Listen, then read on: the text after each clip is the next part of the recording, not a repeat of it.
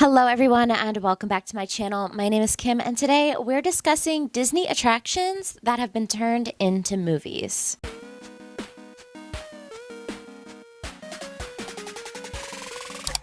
If you are familiar at all with my content, you know that I do a lot of videos about discontinued theme park attractions.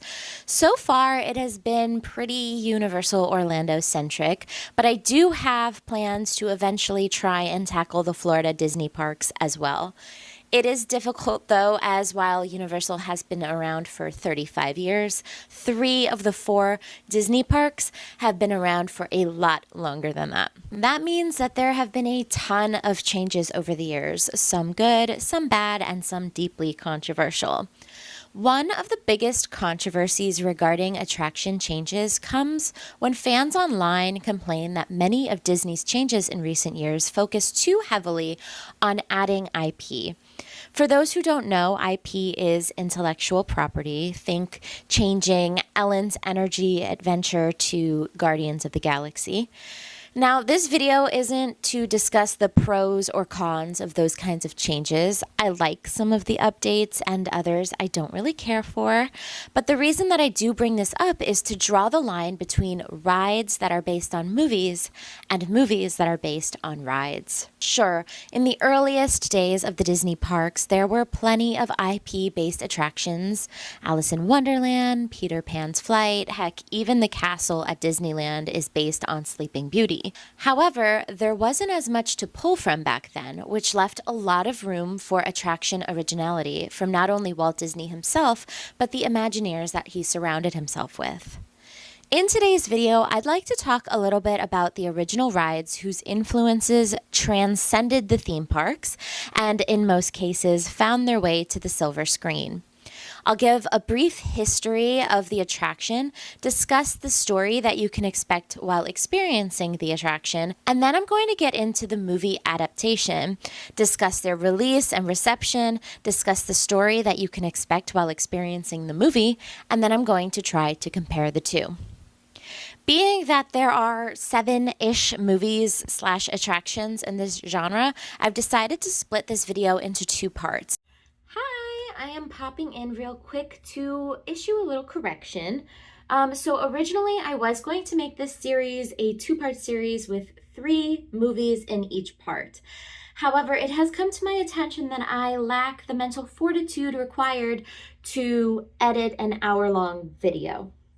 So I'm changing courses, and instead I'm going to go with a 6-part series, which each episode will be about 20 minutes long, 20-25 minutes. Everything else will remain largely unchanged, except for the fact that I did not record intros or outros for the first 3 parts of this series. So I'm gonna pop in like this to kind of bookend each video, and it'll be a little bit weird, but the last 3 of the series I will plan for accordingly. Yeah, but that's it. Sorry about that. The channel is called ShoddyContent. You get what you paid for. All right, enjoy the video. I give a special shout out to my bestie Jose, who did help me gather some of the information for the rides and attractions in this video. Your help has been invaluable to me.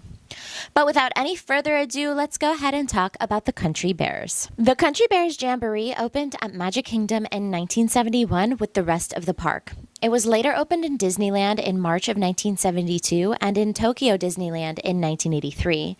And while California shuttered its Grizzly Hall doors back in 2001, you can still see the Bears play in Florida and Tokyo today. The show was originally created for a ski resort Walt Disney wanted to open in California, but ultimately those plans fell through, and instead it was slated to open in Frontierland in the Magic Kingdom, and in Critter Country in Disneyland, California, and in Westernland in Tokyo. While these days the Jamboree is more of an air-conditioned time-waster attraction, when it opened, this was considered an e-ticket attraction. That's to say that it was one of the best at Disney World. For reference, some of the other e-ticket attractions at the time were the Haunted Mansion, It's a Small World, and Space Mountain. Yeah, the Bears were kind of a big deal when it first opened. So big, in fact, that Imagineers immediately began construction on the Disneyland show, which then opened a year later, with not just one, but 2 theaters to ensure that there was plenty of room for all the crowds to see it. Imagineers Mark Davis and Albertino oversaw work on the original version of the Country Bears show, the one that was originally created for the ski lodge that never came. Once the show was whittled down to what we know today, Imagineers Javier Atencio and George Bruns were brought in to create the original songs that the Bears sing in the show. The show has a rather simple premise created to mimic an old-style music hall from the South. There isn't much of a storyline to follow. Instead, guests are treated to a non-stop musical show. As guests enter the lobby of Grizzly Hall, established in 1898, they're treated to a twangy instrumental version of various classic country songs. Pictures of the cast of characters they're going to see in the show are all placed on every wall. Once the show is about to begin, guests are welcomed into a beautiful wood-paneled theater. Red velvet curtains hide the stage and the performers behind it. Above the curtains, guests can find a golden-framed portrait of the founder of Grizzly Hall, Ursus H. Bear. Hung on the far right of the room are Melvin the Moose, Buff the Buffalo, and Max the Deer, who help Henry, the show's host, start the show after a brief announcement from a cast member. Henry, along with Gomer on piano, introduced the first act of the show, the 5 Bear Rugs: Zeke, Zeb, Ted, Fred, and Tennessee Bear. Now remember those names for when we get into the movie portion of this video, because they are the main characters. Ernest is the first solo act, performing his version of Tommy Collins' If You Can't Bite, Don't Growl. Liverlips McGraw comes on next to perform My Woman Ain't Pretty But She Don't Swear None, originally by Tex Ritter. Next is Wendell playing Mama Don't Whip Little Buford by Homer and Jethro. Trixie is the first female bear shown during the show when she comes out to perform Tears Will Be the Chaser for Your Wine by Wanda Jackson. She's followed by the 3 bear bonnets, Bunny, Bubbles, and Beulah, who perform All the Guys That Turn Me On, Turn Me Down by the Stonemans. Teddy Beara is arguably the best performance of the show as she lowers down from the ceiling on a swing to perform Heart, We Did All That We Could by Jean Shepherd. Big Al is another name to keep in mind for the movie portion. His slow, dramatic performance of Blood on the Saddle by Tex Ritter always got audiences laughing.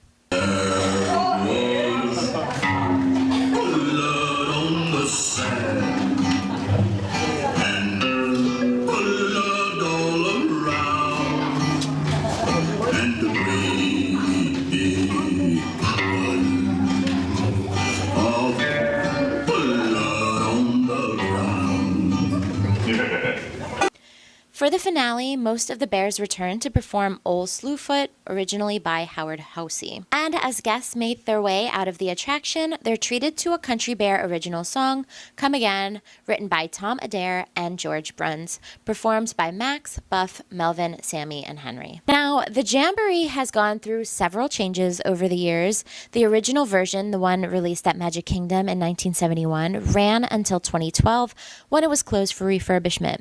When it reopened a few months later, the show had been cut in length from 18 to 12 minutes. The show featured less dialogue between the characters, and a few songs were cut, including Pretty Little Devilish Mary and Fractured Folk Song.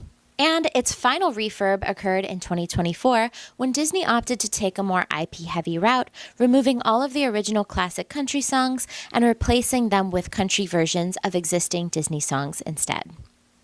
Among the new songs are Try Everything from Zootopia, performed by the Sunbonnet Trio, and Trixie, A Whole New World from Aladdin by Gomer, Wendell, and Teddy Beara, and Remember Me from Coco as performed by Big Al.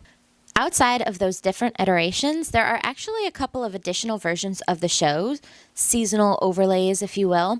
The first was called Vacation Hoedown, which occurred in 1986 at Disneyland, California and the Magic Kingdom, but it was returned to its former glory by 1994. Some of the new songs featured in Vacation Hoedown were On the Road Again, Singin' in the Rain, and Rocky Top. The other seasonal overlay was called Country Bear Christmas Special, which debuted in the winter of 1984 in Disneyland and Disney World. Tokyo received its own Christmas show called Country Bear Jingle Jamboree in 1988.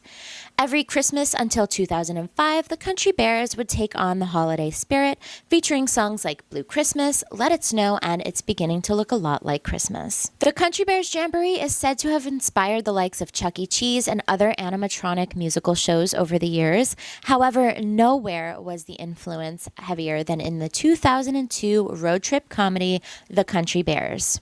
Yes, we're talking about the movie now. Produced by Walt Disney Pictures, written by Mark Perez, and directed by Peter Hastings, The Country Bears was the second theatrically released movie based on a theme park attraction. The movie follows Barry Barrington, an adopted bear raised by humans. When he learns that legendary Grizzly Hall, where his favorite band, the Country Bears, used to play, is in danger of being demolished, he makes it his personal mission to bring the band back together and save the venue. The movie was released in July of 2002, a perfect summer blockbuster movie for the whole family to enjoy. It starred a ton of big actors at the time, among them Haley Joel Osment, Christopher Walken, and Diedrich Bader. It also featured big-name cameos from musical icons like Sir Elton John and even Willie Nelson. Despite the big names, the existing attraction, the big studio backing, The Country Bears was a commercial and critical failure. While the movie cost $35 million to make, it only netted $18 million at the box office. The movie released in sixth place on its opening weekend, up against some heavy hitters like Austin Powers Goldmember, Men in Black 2, and Stuart Little 2. As a result, it only gained $5.3 million in its opening weekend. The movie competition wasn't the only thing working against the Country Bears, however. Critics were not a fan of this film at all. On Rotten Tomatoes, it has a critic score of 29%, and the audience score isn't much better, giving it a 34%. Christopher Walken was even nominated for a Golden Raspberry Award in the Worst Supporting Actor category. Ultimately, he lost to Hayden Christensen for Star Wars Episode 2. But forget all of those professional opinions. What did I, a Disney adult who never watches movies, think about this movie? Let's get into it. So the movie opens with a musical number from the Country Bears. There's an accompanying montage letting the audience know that not only were the Country Bears the biggest band around, but they also had some troubles, and so they were breaking up. We're introduced to Barry Barrington soon after, a 10-year-old who lives with a totally normal suburban family. Except Barry is a bear, and he's starting to feel different, like he doesn't belong. His snot-nosed brother Dex seems to feel the same way, constantly reminding Barry that he is different and he doesn't belong. So, in the middle of the night, Barry takes off to the only place he knows he'll definitely fit in, Grizzly Hall, home to the world-famous Country Bears. Or at least it was once upon a time. It turns out Grizzly Hall is over $20,000 in debt and is set to be closed and demolished by an evil banker, Reed Thimple, by the end of the week. That is, until Barry comes up with the bright idea to get the band back together. If they can put on one more successful show, they can raise enough money to save the venue. So while Big Al holds down the fort, Barry, Henry, and their tour bus driver Rhodey head out to collect the rest of the Country Bears. Now, while they're on the road collecting the bears, Barry's parents are at home worried sick. Despite Dex, Barry's brother, trying to explain that Barry ran away to join the Country Bears, they believe he's been kidnapped. So the parents recruit two bumbling police officers, Ham and Cheats, to bring him home, and as you can imagine, hijinks ensue. Fred is the first bear to be collected from his current job, a security guard at a music video studio. He joins them rather easily, and they go off to collect the next bear, Zeb, from where he's been working at a dive bar. Tennessee Bear is the next to be collected, as he's been working as a marriage counselor, but he could honestly use a little counseling himself, as he's an emotional wreck over the breakup with Trixie, the band's keyboard player. After the two reunite and sing a duet, they both agree to rejoin the band. The final bear they need to collect is Ted, who appears on the surface to be doing rather well for himself, hosting a fancy party with big celebrities in attendance. And when he's asked to rejoin the band, he shuts the others down, claiming that he's doing too well on his own and he doesn't need them. Except that was a lie, and this big fancy party isn't his, it's actually Elton John's party, and Ted was just performing at it. The Bears have a big moment of apologies before Ted finally agrees to rejoin the band, and they all head back to Grizzly Hall just in time for the show. When they arrived, they're expecting a big crowd. They had called a promoter earlier in the movie to ensure of it, but it turns out that the promoter double-crossed the Bears, working with Reed Thimple instead, and never told anyone about the show. But that's when Big Al reveals that he'd been promoting the show himself, and a big crowd enters the venue to watch the Country Bears and Barry perform. Oh, and of course, Barry's family is there too. By the end, the Bears race just enough money to pay Thimple off and save Grizzly Hall. The end. So in terms of plot, it's very thin, but considering the source material, that makes sense. The attraction is just a bunch of bears playing country songs, and so the movie kind of nailed that. It feels very much like a Muppets movie, which I suppose makes a bit of sense. The Jim Henson Creature Shop actually created the bear costumes for the movie. It also feels a little bit like the Blues Brothers with the musical numbers and the cameos, but I'll get into that in a moment. The comedy in the movie is pretty good in my opinion. There's a good mix of puns, dry humor, and slapstick physical comedy for everyone to enjoy. My personal favorite bits are the ones where the brother character seems to be the only one that recognizes that Barry isn't normal. And then the police officers are pretty good comedic relief. I like the part where Cheats stops to replace his mustache, which was lost in the car wash sequence. I think the standout performance for me is Christopher Walken, who is absolutely chewing up the scenery of the movie, and I can see why he got a Razzie nomination. He was a delightfully terrible performance. At one point, he's sitting in his dark office dropping anvils on small replicas of Grizzly Hall. I thought that was a pretty good bit. In terms of things that I didn't really like, because it was clear that the plot was so thin, they really had to pad the runtime, which was only 88 minutes. There are no less than 3 full music video moments performed by various musical guests. The movie isn't really a musical in the typical sense, where the songs push the narrative. Rather, the movie stops dead as we watch the Bears perform with some random musical act that was relevant at the time. Pop artist Crystal performs a full song with Fred at the studio. Brian Setzer plays a song with Zeb at the dive bar, and Jennifer Page performs Kick It Into Gear in a totally random diner sequence. Another issue the movie has is trying to figure out who the target audience is. My first instinct is to say children because it's a movie about talking bears put out by Disney, but even in the thick of George Bush's post 9/11 patriotic country music loving America, I don't know a single kid that was like, yeah, Country Bears, that's the movie I want to go see. I was like around 12 when this movie came out, so I probably should have been the target demographic, but I definitely did not see this movie, and I even remember seeing trailers for it as a kid and being like, ew, no. So it's definitely not for kids, but then I don't really think it's for adults either. Sure, there are some familiar faces and decent comedy, but it's still a talking bear movie based on a theme park attraction that by 2002, not many people cared about. The final group I could maybe consider this being for is the theme park fans that loved the attraction, but it's not like Disney adults were as big of a thing back then. Yes, there were fans of the theme park, but were there enough of them to pack the theaters for this weak homage to this weak attraction? The Bears barely perform country music in this movie, so I'm not even sure those are the target demographic. In the end, I think that was the downfall of this movie. It was a short movie with a weak plot and no true audience, and that equals 34% on Rotten Tomatoes. Now, in terms of the Venn diagram of the attraction versus the movie, I would say the bear characters are definitely the same, or at least some of them, as the movie only features about 8 of the 18 characters from the show. Henry is the MC of the hall, so that's the same. Big Al has the same slow, dry personality in both the movie and the attraction. Then, of course, you have the 5 bear rugs, Zeke, Zeb, Ted, Fred, and Tennessee Bear featured, as well as Trixie. There is certainly some country music that is played, so that's the same, even if none of the original attraction songs are featured in the movie. The biggest similarity is probably Grizzly Hall as a location. Grizzly Hall is where the show takes place at the parks.